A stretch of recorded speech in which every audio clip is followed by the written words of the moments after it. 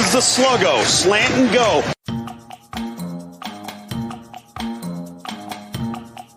Georgia Tech, Florida State. If you're going to ruin this show by doing research,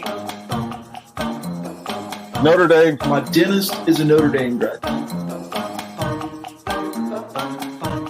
Definitely smells. All right, it's take two, Casey. For the first time, I forgot to hit the live button. I looked up in the left corner and didn't see anybody watching us. I was like, that's because the moron running the show forgot to hit the live button. And we were talking so much about my beautiful shirt here. You were rapping? You weren't rapping. You were repping Texas State last week. So I thought I'd turn the favor and rep a New Jersey school here, the St. Peter's Peacocks. Yeah, it's right down the street. Everything in New Jersey is 20 minutes away, and literally Jersey City is 20 minutes away from where I am. It's a border city of New York City, and New York City is 8 miles away from my house. So you figure it's got to be closer than that, as the crow flies. So St. Peter's is not somewhere you applied to. We were talking about colleges you had applied to earlier in the week via text. So I'm taking it St. Peter's was not one. No, I knew pretty early on in my high school career that I wanted to go south, but in this little closed-minded New Jersey kid's mind, even though it's a big head, I wanted to go to Virginia. I thought Virginia was the end of the map south. I found out differently, and thankful I did. Yeah, we talked about that a little bit during the week too. And another thing we talked about is we were hoping to get a sponsor for the show. And on this show, Casey, we haven't talked about it much lately, but this show will cross over 21,000 views all time. Not for this show. We're not saying we get 21,000 per show, but all time in show number 20. And a little birdie had told me that, some people were doubting the numbers. Well, they're on Facebook, so it's kind of hard to, doubt what it says. If you want to fight Mr. Zuckerberg, that's fine with me. But, if you think about it, Seldom Used Reserve, the Facebook page by itself, has 17,390 likes, 19,400 and some odd followers, and last month it reached over 387,000 people with 42,000 engagements. So, and that's just one of the streams, right? We have several other sites that we stream to, not to mention the Facebook group we started with now has upwards of 1,200 people on it. So, if you don't think we reach the people we reach, I don't know what to tell you. It's obvious that we have a big number thanks to the folks over at Seldom Used Reserve. Absolutely. It's awesome, man. And I'm proud to be part of the Seldom Used Reserve crew. And I'm in West Orange, Rob. But I'm proud of it. It's awesome. It's amazing. We're hearing those numbers every week. The views that we get it's incredible. And so it's been fantastic. So thank you all out there. Yeah, it's a lot of fun for us. We don't say the numbers to brag. It's just kind of amazing for us, right? Yeah. We're starting this thing thinking, oh, we'll get, 100 or 150 or whatever it may be. And we're at like 1,000 per show. One show we had over 2,100. So it's kind of amazing. So if you have a business or a cause you want us to promote, we're glad to do it. The other thing I should mention is you would think naturally that most of our viewers, listeners, followers are in the South Carolina area, and a lot of them are in Greenville, in the surrounding areas, some down in Charleston where I'm from, but we actually have a lot from the Northeast. New Jersey, Maine, Maryland, Massachusetts are all represented in our followers. So I was shocked. Now, I guess I shouldn't be because, a lot of the Northeasterners come down and go to Clemson and follow the tag and move back. Because what do you call it? A fullback? Yeah. But I was surprised. I didn't know. We have viewers, listeners in 21 states so far. At least that's what I counted this afternoon. That's incredible, man. That's great. Now, the reach of the beef is pretty good. I do have somewhat of an infectious personality, and I have way too many friends than I can handle. But I love each and every one of them, and I have them spread all over the world. I know I have a listener in Alaska. I know I have a listener in Oregon as well. So we're worldwide, right? We are worldwide because that's the other thing. And I did see Oregon on the list. I didn't see Alaska, which I know we talked to that dude a few weeks ago. So somewhere there's Alaska. But Ireland. Let me see if I can find the other. We know we have a guy in Ireland because we named it Doubling Down one episode. Germany and United Kingdom are also on the list. So crazy, but the Clemson reach is everywhere, apparently. And yes, to answer Rob Schreiber there, I did go to Seton Hall Prep in New Jersey for high school. Well, Rob, you apparently haven't watched too much because usually Casey's got a SHP hat on. Last week I had the SHP hat on. Yeah. But my dad worked there for 48 years, so anybody that went to Seton Hall Prep would know my dad and know my name. So maybe if Rob went to Seton Hall Prep or knows your dad. Could be. Or St. Peter's for all that matters, St. Peter's, the Peacocks. I like that name too. That's another reason I got the shirt. I mean, you can be Tigers and Lions and Bears, but I mean, how many teams named the Peacocks? I mean, You're crazy stuff. All right, let's get into it, Casey. Georgia Tech thoughts here. I mean, there's not really much you can take away from a 73-7 victory, right? Except a lot of good plays on Clemson's end and not so much on Georgia Tech. One thing I heard during the week, and I almost said the I word there, but I won't say it. One thing I heard during the week on a podcast, it was the Barton and Bud podcast, which Bud Elliott from Florida State fame and Barton Simmons from 247 fame were talking about the beatdown, and they said somebody had told them, Nelson Wilhite brought this up. I also heard it. Nelson and I listened to a lot of the same podcasts. But one of the things they had heard, or Bud had heard from someone at Clemson, no names, that Dabo was still ticked off about the whole weightlifting on the sidelines deal from last year. Or I saw it on the sidelines. They debated whether it was actually on the field. There was some talk about that. But the last 2 years, Clemson has beaten Georgia Tech by a combined total of 125 to 21 in 2 years. So maybe there is something to that. Yeah, and Nelson and I were talking about it a little bit too. Both of us were at that game. I happened to be 6 rows behind the opponent's bench, and it was a guys' weekend, so we were having a good time. And we got in there a little early, and we saw it going on. And I do vaguely remember, because we were laughing. We thought it was hilarious that these guys were doing this, like knowing they were about to get steamrolled, right? But it was kind of funny that they're lifting weights. They got benches out there and stuff. But when Nelson brought it up to me this week, I started thinking about Clemson. Someone asked me over the weekend, they don't have field turf? And I looked at my wife and said, no, they don't have field turf. That's a horticulture, agriculture school. There's no way in heck that department is gonna let them have field turf. So it's natural grass, which leads me to think maybe that was the issue. Maybe there was causing divots. Maybe it was causing something wrong. I don't know, but maybe it got back to Dabo and just said, not so fast, Jeff Collins. On one hand, you got to give him credit. He's just going to be him, whatever Jeff Collins is. He's going to be him, and some people aren't going to like that, and some people are going to love it. And I thought back, remember when Dabo first started, that how many people thought he was hokey and yokey and jokey, and it was never going to amount to anything, and what a joke it was. And look how that turned out. So who knows? I just know the Tigers have just crushed the Yellow Jackets in the last 2 years. And that was, I wanted to say I don't know. I thought before last weekend that he was starting to get Georgia Tech turned around, but it was not pretty on Saturday.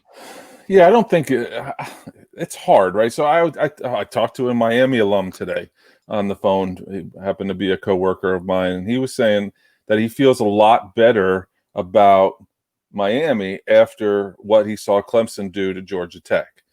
And so I don't know if you can tell a lot about your team necessarily when you're playing against this, especially the middling ACC teams, right?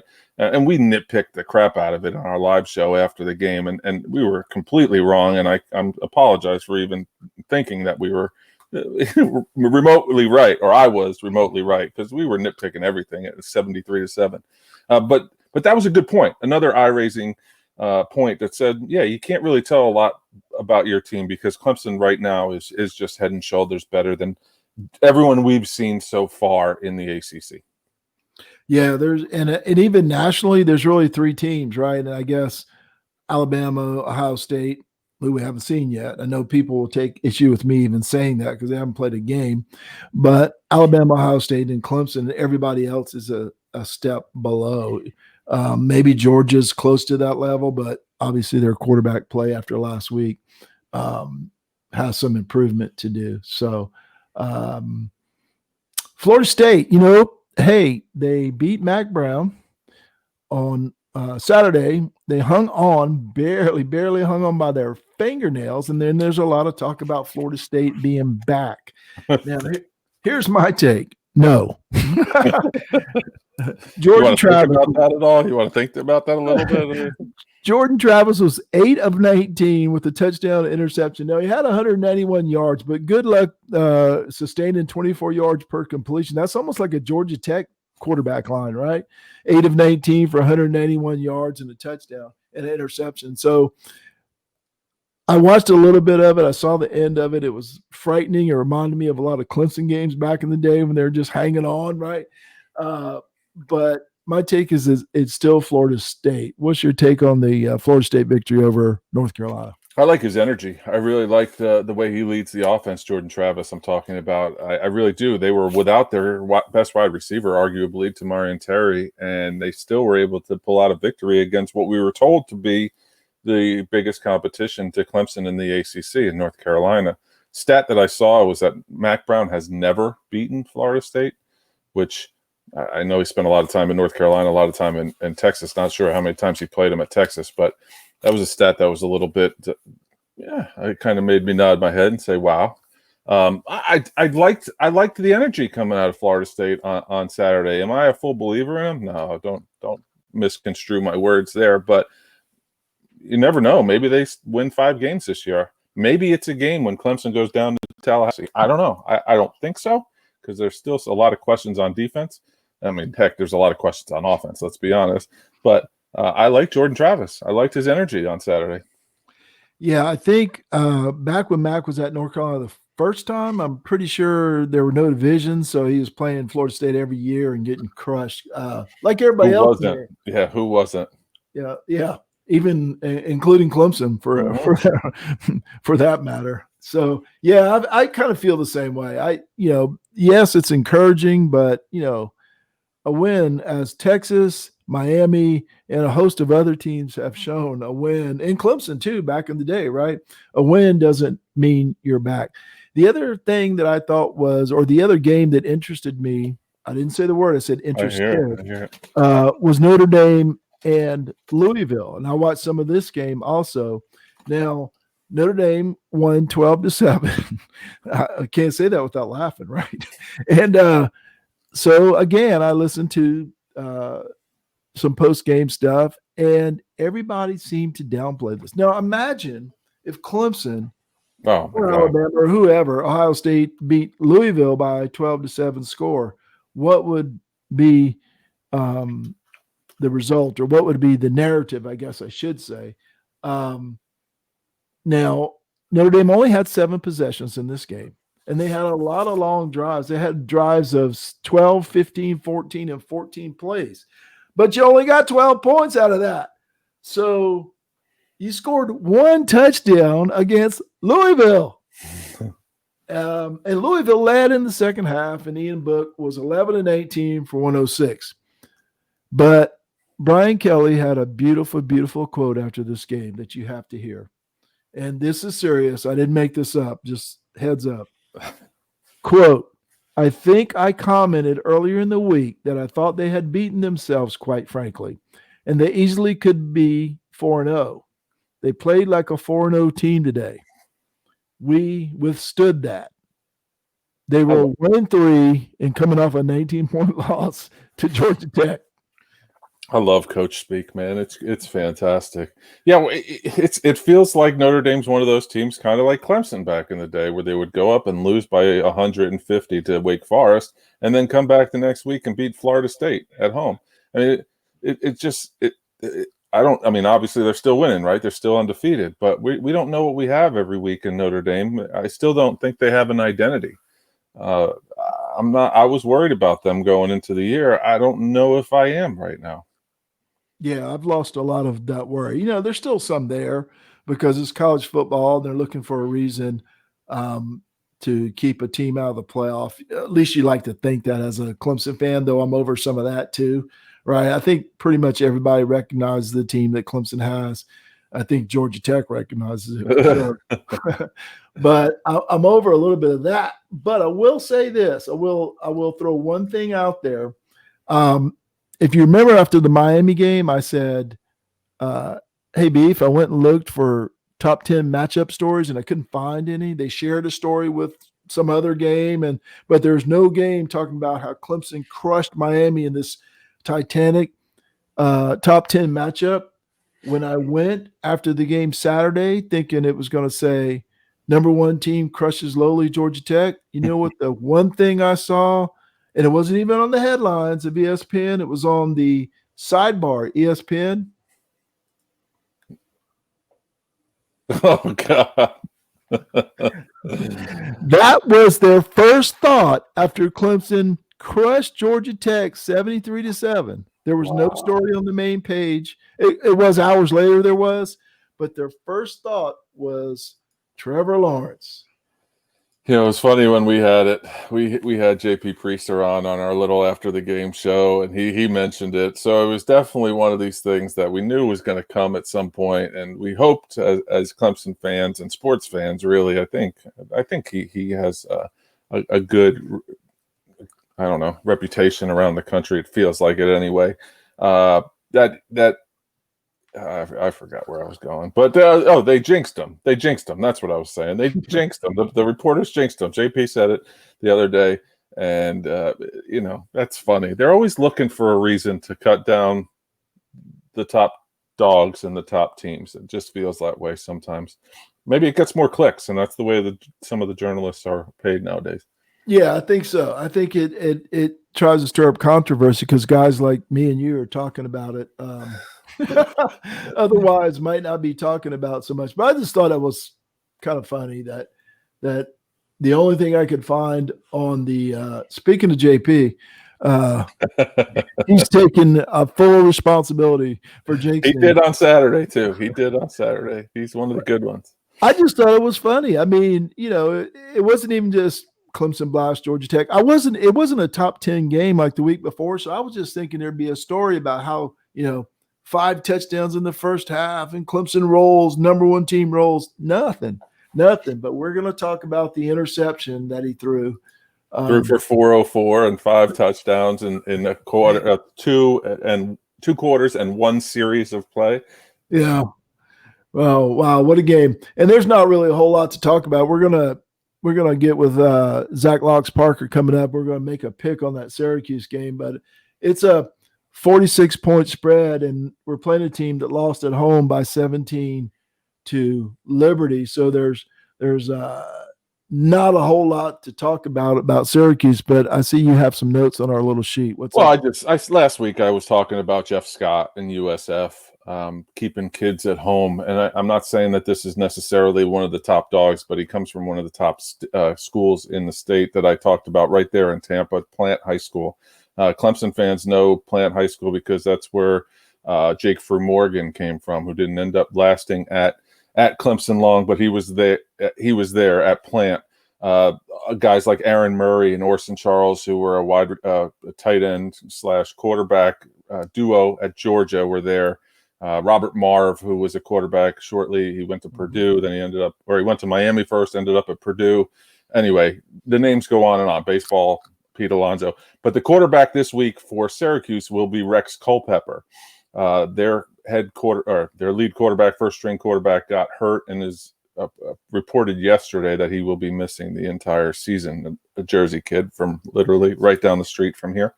But Rex Culpepper went to Plant High School. If you know the last name Culpepper and you're in and around the Tampa area, he is the son of Brad Culpepper. Or if you like the show Survivor, he and his wife were both on the show Survivor, Brad twice. And we lived on the same island, he and I, for 8 years of my life. But there's another kid that they could probably have stayed home and been successful at USF. Obviously, Jeff Scott's just getting there now. Culpepper is a fifth-year senior. So, but that it's names like that and players like that from that area that if Jeff Scott gets to come stay there at USF, maybe he can be successful in that AAC. Hey, I see you have a list of alums from Plant High School. Did you leave off one there? A guy for the Houston Astros, Kyle Tucker. Did he go to Plant High School? Kyle Tucker? Did he go to Plant High School? Did he?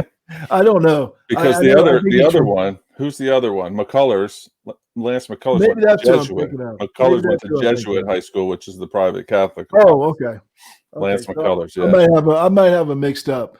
Ohio State has a game this week. Wow. Yeah, Big Ten's back. The Big Ten's back. So, personally, I think Ohio State's probably the best team in the nation all around. Obviously, like Clemson, pull for Clemson, think they have a really good chance. But with all the opt-outs for Ohio State opting back in, I think Ohio State has a really good chance of going, 8-0, 7-0. Well, I don't even know how many games they're playing. It's 8. Yeah, 8. Yeah. Sean Wade opting back in is huge for them. He's their lead dog there and on the back end of the defense. They have Justin Fields, who is as good as anybody last year in the country, maybe save Trevor Lawrence. They're going to be good. They're going to be good again. I want to see him play. I'm kind of, I'm not a Big Ten fan, even I'm up in the Northeast, and I do talk a lot jokingly about Rutgers, and I will watch Rutgers, Michigan State this week. But I'm interested to see Ohio State play because I want to see all this hype that we've heard about since last year's loss. I want to see what they're all about, and I know they're going to be good, but I want to see how good. And they open with Nebraska this week, so we'll see. 26-point favorite. That's one of the games that we're going to pick in just a minute. And Nelson, I picked the games this week. So I live in Texas, so Big 12. Really, there wasn't a lot to choose from. I mean, we're trying to spread it around. We want to be more than a Clemson podcast. We want to be national. So we tried to spread it around, though I didn't find anything to Pac-12. When did they start? I don't even know. This week, next Friday. week. It's so confusing. It's so confusing. You don't know what. The MAC. Yeah. Back. There you go. And Nelson says Ryan Day is going to try and score 100 every week. And there's no question. No question. I agree with about that. 100%, Nelson. We both agree with that. And by the way, I checked it out. Kyle Tucker did go to HB Plant High School. That's the locals where I lived for 8 years of my life down there in Tampa. Yeah. So just to wrap November. that up. Thanks, Rob. So Pac-12. When did they start again? November, he said? Yeah, but it's the first week. I think it's the 4th. Okay. But I think they open on a Friday. There's a school playing on a Friday like there is for the Big Ten this week. Sounds cool. Well, guess what time it is, Casey? What time is it? It's time for our picks and this fabulous, fantabulous intro that I spent an incredible number of hours working on. Here we go. I don't think you could have done any worse if you tried. Oh, I take that as a victory. These guys are doing research, so why should I? Beef, you stink the most. A true believer in what they're doing in North Carolina. That's why I'm picking Virginia Tech, Tennessee. I love Spencer Rattler. I agree with Marty. I don't like this. Look, you smell it in the backdoor cover. And there he is, Mr. Backdoor Cover himself, Zach Fox Parker. What's up, boys? What's up? How are you, sir? Good, man. How about y'all? Another week, another show. Back alive. Yeah, look at that shirt. Yeah, you like that? Look at that. I went to my. I got an 8 and 150. Go ahead. I went to about 600 Gamblers Anonymous meetings and graduated from just locks to Dr. Locks. So got my own shirt. It was pretty sweet. No pressure. A shirt, a nickname, an intro. Man, what is going on here? You're just like taking over this show. Living large, man. Loving it. Living How is large. everybody? Hey, we're doing good. Good. On the other hand, I'm trying to find the graphic here. Our picks. You don't have to. I mean. Hey, Casey and I went 2 and 3. The rando picks went 2 and 3, but only one of us went 3 and 2. I'm feeling it. I guess. And you're feeling it. Slowly but surely inching your way up the board. So Yep. You are only 2 games behind me now. We're going to see if I'm going to see if I can rectify that real quick. So, and of course, we go in reverse order. We've been doing that for a while. As we have been for the last 6 or 7 weeks, or as has happened, Casey will go first. As soon as I get this off the screen, there we go. I like how you strategically place it over my face too. If I could, I'd place it over all of our faces. Yeah. All right. First game up, fellas. Clemson Tigers are 46-point favorites over the bad Syracuse Orange, and I mean that in multiple ways. 46 points at Clemson. Beef, as the intro said, you stink the most, so you get to go first. So like I talked earlier about my buddy in Alaska that listens to the show, he gave me picks. He knows nothing about college football, which is awesome.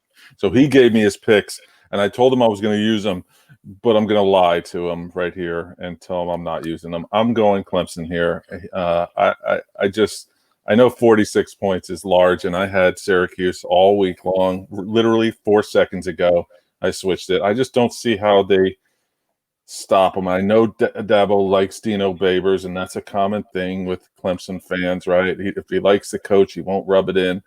I just think it's going to be too easy this week. I think a 56-7, 56-3 type score is going to be where we are, and I think Clemson covers. All right, Beef goes with Clemson. Zach Locks Parker, who's moving up the stands. Maybe next week you'll get to go third, Zach. Who you got? Geez, you got me worried now. I was locked and loaded, but there was a little thought in my head. I was like, I was doing the math, thinking back and forth, like you were saying. But I'm going to have to go with Syracuse. I think because it's a home game, Marty, you've said this before, when it comes to home games, they're going to get all, 105 players in there this game. Not that they didn't, Punter playing last week at quarterback at Georgia Tech, but they're going to get as many people in this game as possible. I think that's going to slow down the production just a bit. Not that it's not going to be a massive blowout, but I just don't see back-to-back wildness, right here. So, yeah, mark me down for Syracuse on this one. Yeah, and I'm going to say it again. 120 or how many ever guys going to dress out. We're going to see the whole family. We're going to see the Herb Streets and the Venables and the Swinneys. And exactly what Zach said. I mean, there's not a lot of reason to talk about this one. I think, Dabo's not going to win 73-7 or so 2 weeks in a row. I'm going to go with Syracuse.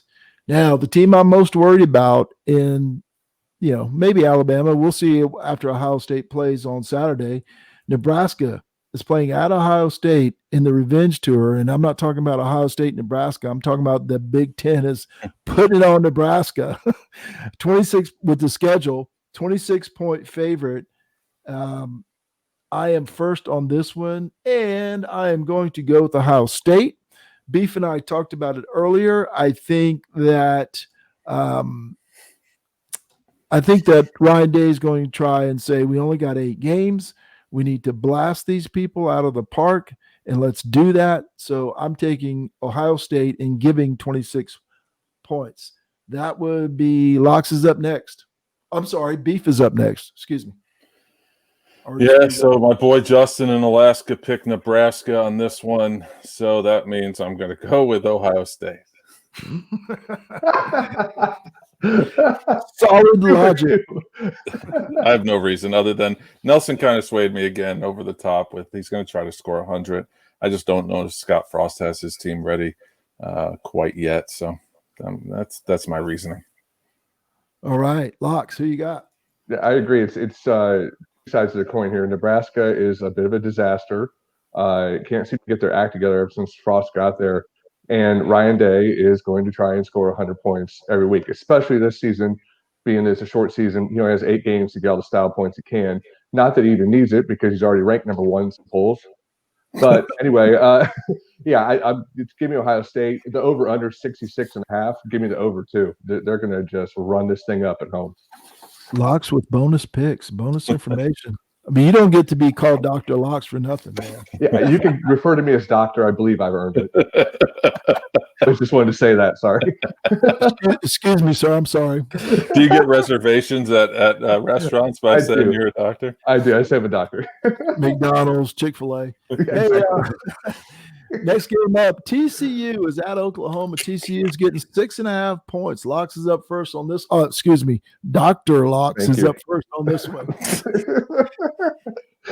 Well, I was hoping you weren't going to go in this order because this would be the one game that I have zero notes for whatsoever.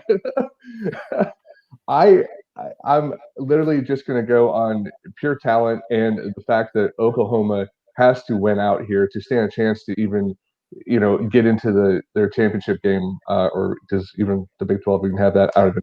But they have to do some serious improving. I would expect Spencer Rattler to come out and actually trust his other teammates on his team. He doesn't have to rifle it into everybody's hands like he has been doing. I would imagine this past week and the past couple of weeks of coaching has been really coaching him up. I know TCU is a pretty well coached team too, but at Oklahoma, and Oklahoma's just on the revenge tour right now after their rough start. So give me Oklahoma here. Same logic here. Locks is kind of scary. I'm not a doctor, but I play one on a podcast. You can get a t-shirt too, though. I got a shirt. I'm repping the 8 and 151 Peacocks from Jersey City. Hey, nice. Same logic. I thought the same thing. Oklahoma's got to win, basically, is my take on this. And Iowa State is a team that can beat Oklahoma, and they may. But I just think Spencer Rattler. What else should I say? Casey, what you got? Yeah, Iowa State isn't playing them this week, but TCU. I'm sorry, they may be able to beat them, but that's another week for another day. Thank you. I got your back. Oklahoma all the way here. This is so that Justin feels good. This is his pick too.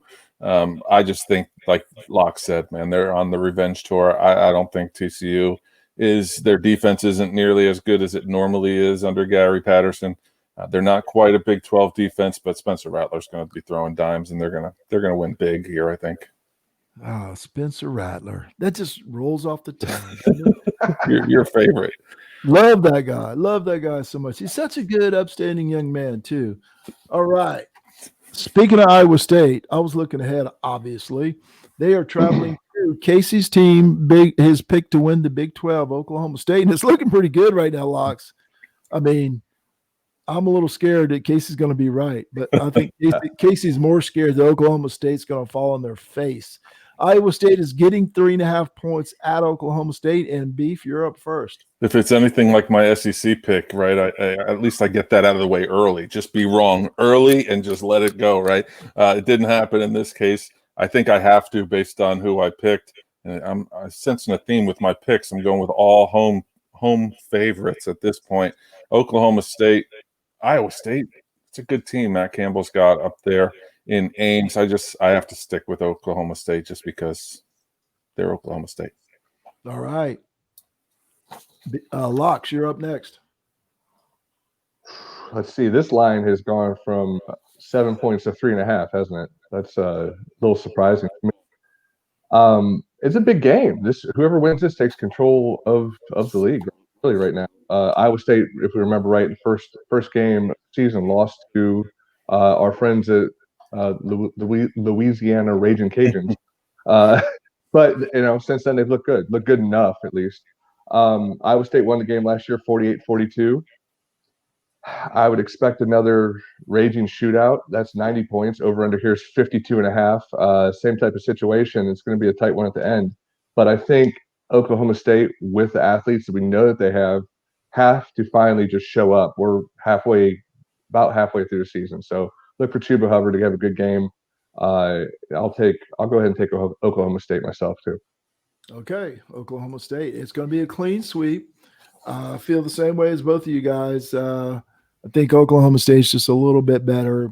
3.5 points, maybe close at the end, but so the hook could play a role here. But I'm gonna roll the dice there and say that Oklahoma State covers the 3.5 points. So we're all three on Oklahoma State. And man, we're all three on a lot of these teams. Hopefully this fifth game will throw us for a loop or at least break us up. Okay, South Carolina is getting 7 points. They're going to the fake Death Valley. They're used to losing at Death Valley, but this one's in Louisiana, and I'm up first, 7 points here.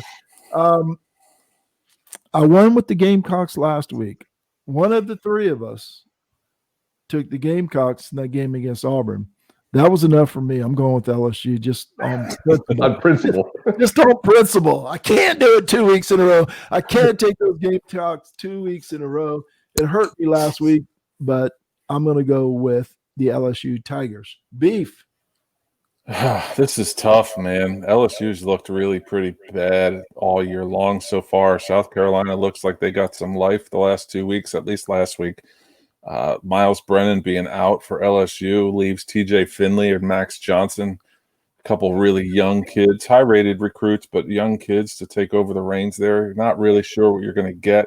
I've seen some pundits talk about LSU winning this game easily. I just don't see it. I'm going South Carolina, and now I have to go throw up. So if you excuse me for a second. If anybody knows how you feel, it was me last week. But it's awful, but I just don't see LSU. Why are they going to get right this week? Because they're playing South Carolina? Maybe. All right, Zach Logs Parker. Jeez, oh man, I was hoping you just were going to pick LSU so I could keep it even across the board. This is a toss-up, y'all. I mean, beginning of the year, we were talking about how many wins is South Carolina going to have? 3. Now they already got their 1 or 2, and this was LSU was going to win this at the beginning of the year. Now it's like I don't have a clue. And like you said, with the people that are out for LSU, I mean, it's at home. Over under for this one's like 58, and I don't see how either of these teams are going to score that many points. This is a under for me. I can't pick South Carolina. There, I said it. Okay, give me LSU. Give me LSU. I have no other reason to it. I mean, I could literally see them losing the game by 10 points, but I just can't pick South Carolina. Sorry. Well, I wanted to, both of you guys are welcome, because I picked these games and they were just fantastic because we're picking things like I can't pick South Carolina. Yeah. Well, I did research all throughout the beginning of the season, and it's obviously gotten me nowhere. So literally, I look at the sheet that I get with the games on it about 10 minutes earlier, try to get outside help, and then I look at it. So I don't know. In-depth research. I'm sure the guys in Vegas are quaking in their boots over this research of I can't pick South Carolina. Who's going to win this? It's funny. Let me go over these picks real quick. Make sure I got all these incredible, beautiful picks correct for all of us. Casey has where is the beef? He's in last place. That's where he's at.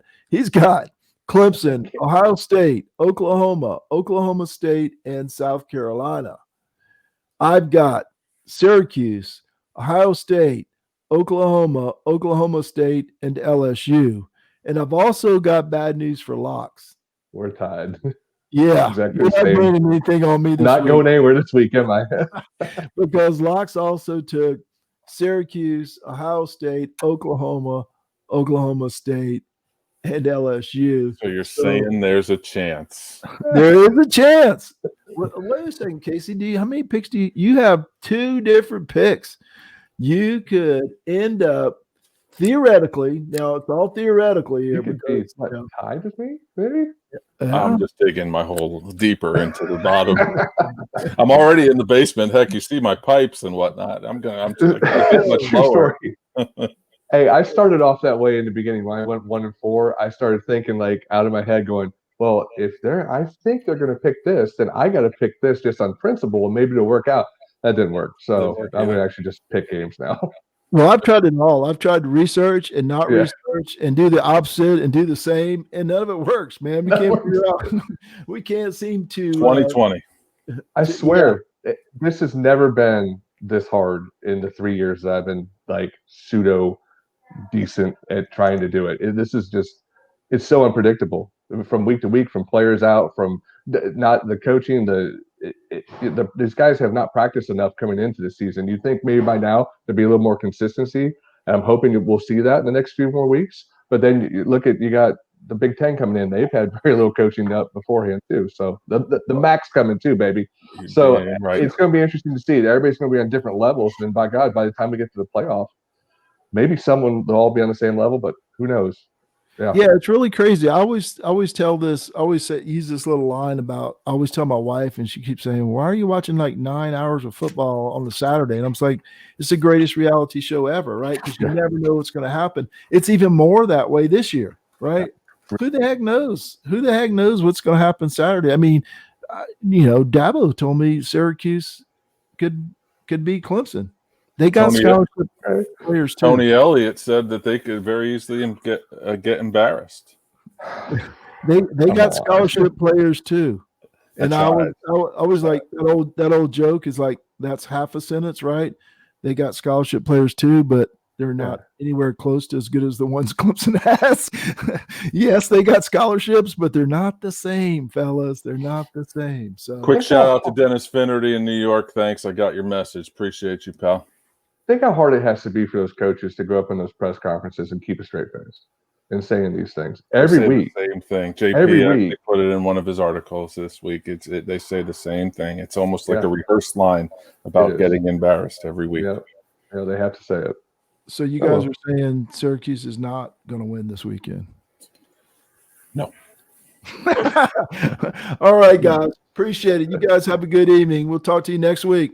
Great. See y'all. See y'all. I think that sounds pretty good.